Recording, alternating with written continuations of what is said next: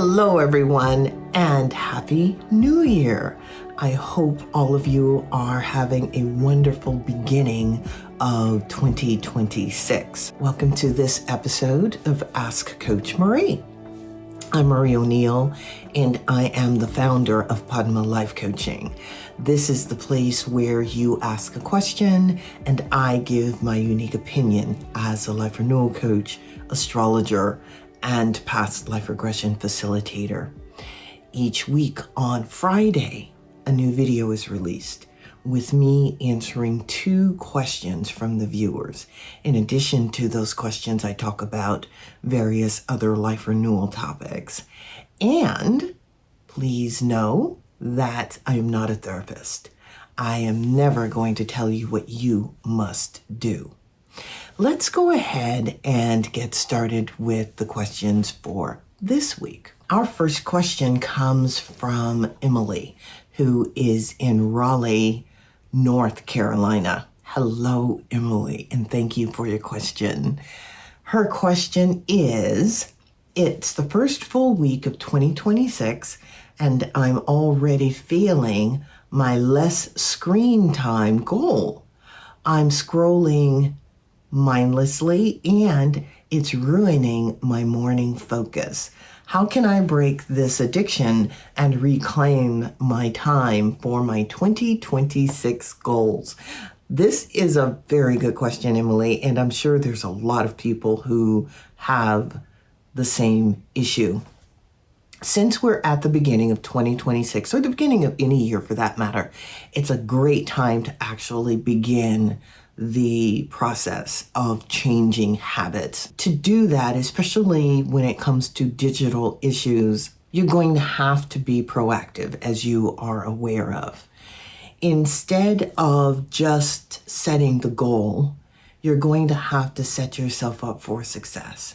And this means not only having the goal, but coming up with the strategy beforehand so that you can implement the strategy and not have to really think about what to do. You just automatically do it.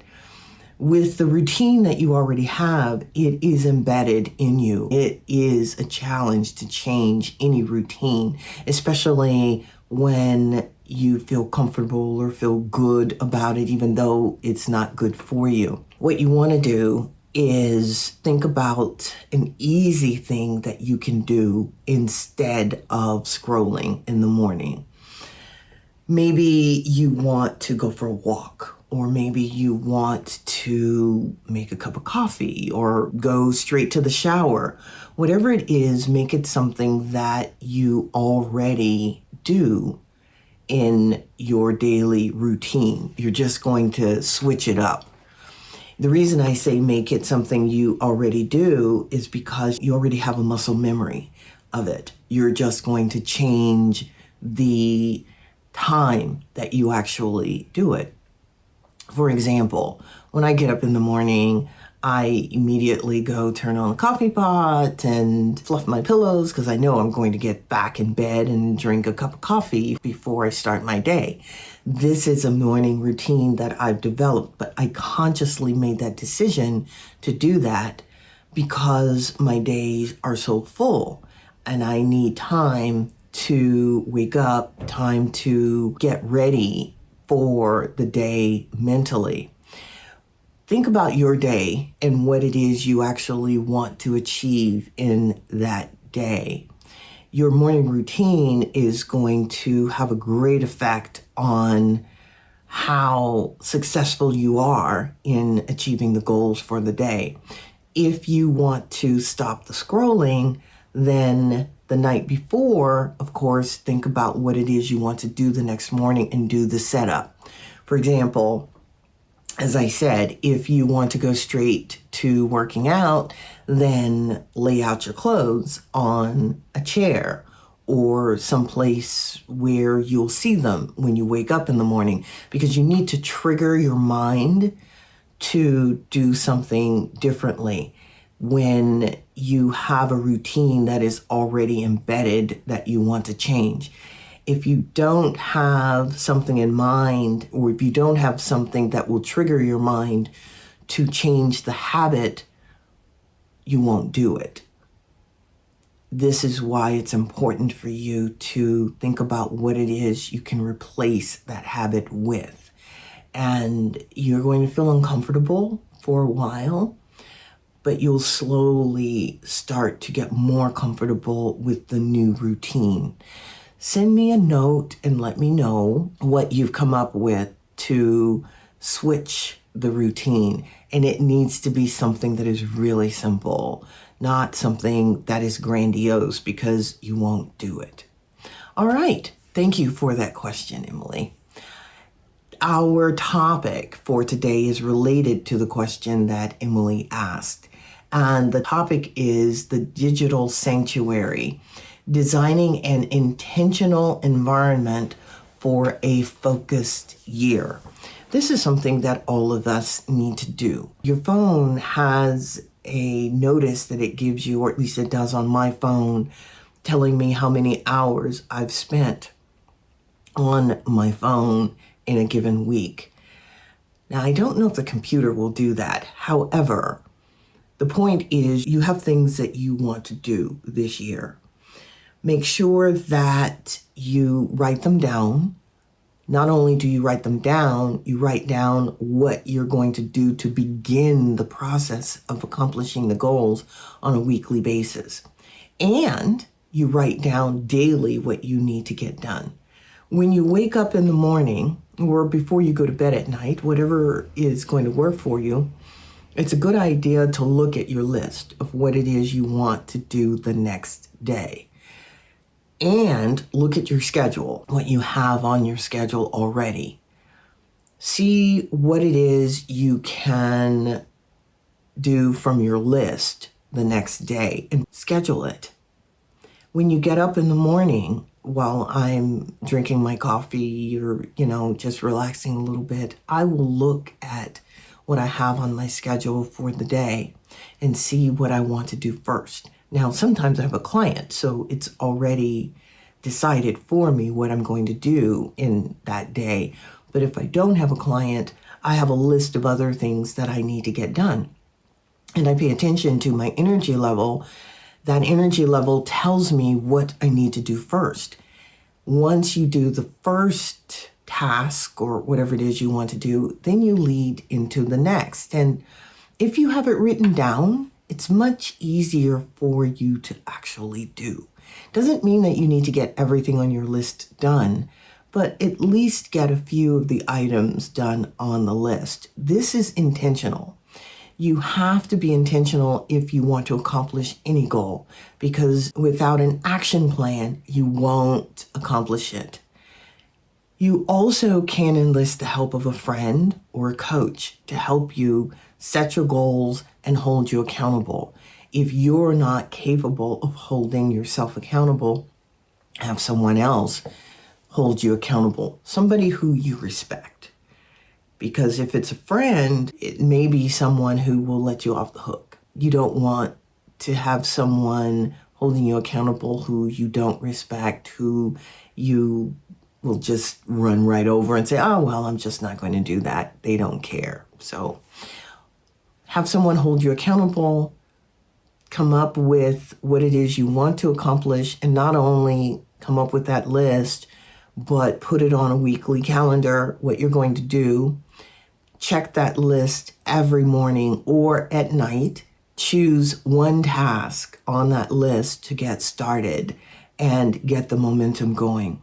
Another thing you can do is just have a buddy, maybe has a big goal that they want to accomplish this year, and team up and work with each other. It's amazing what competition will do. We, a lot of times, will accomplish goals just because we're competing with someone else who also has goals. We want to say that we've accomplished our goals. So anyway, send me a note and let me know what you want to accomplish this year and how you plan on doing it. I'd love to hear.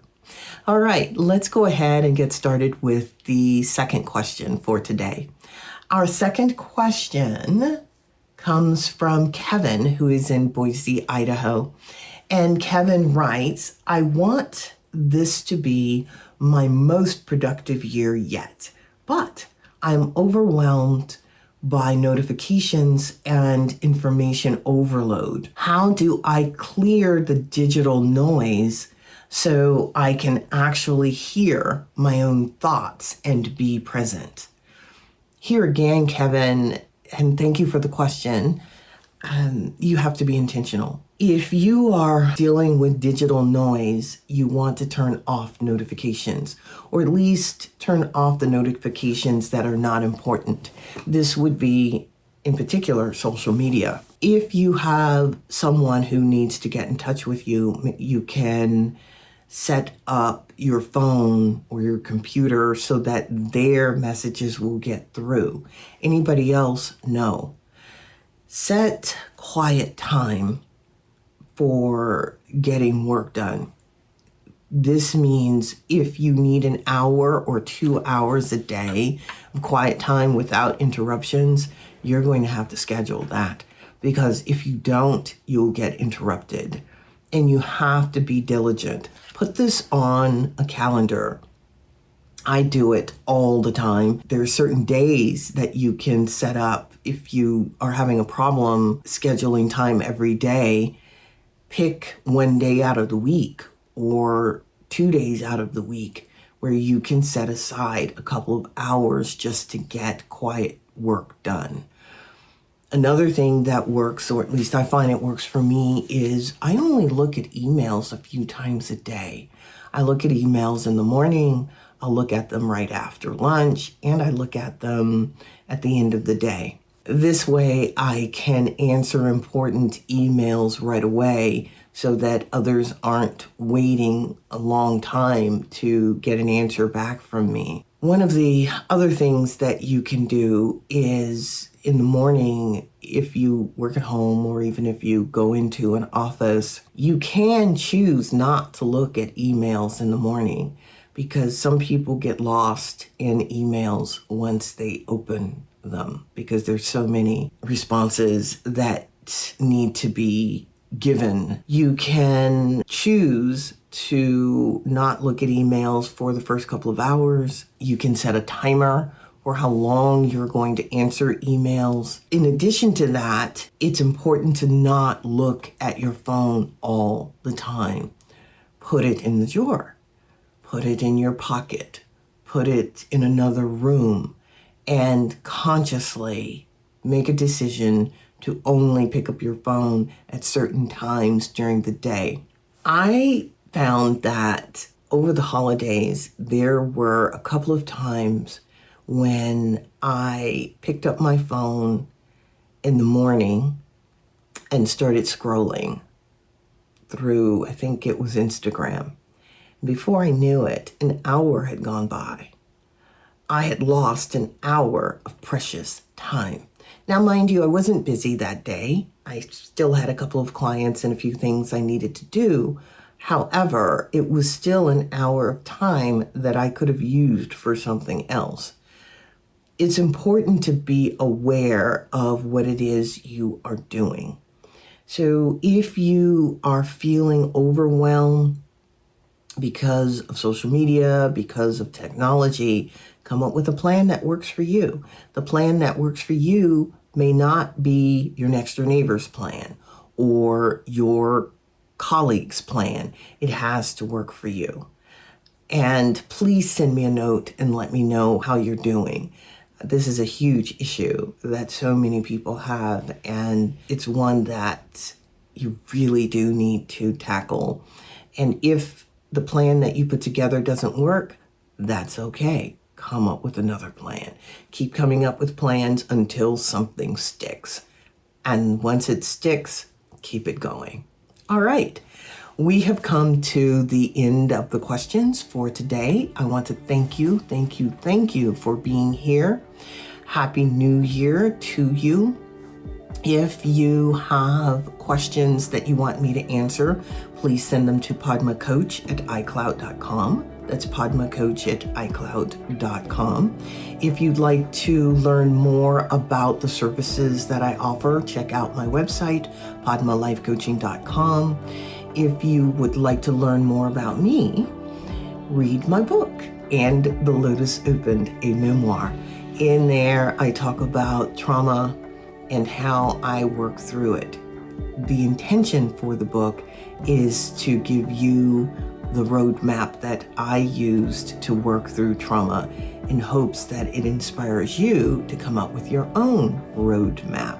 If you are interested in a deeper dive on the topics that I talk about here on these episodes, check out my Substack page. The link is going to be in the comments below.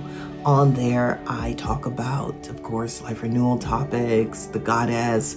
I talk about astrology, and I, of course, do a deep dive into the topics here on YouTube that I discuss. Thank you once again for being here, and I will see you next week.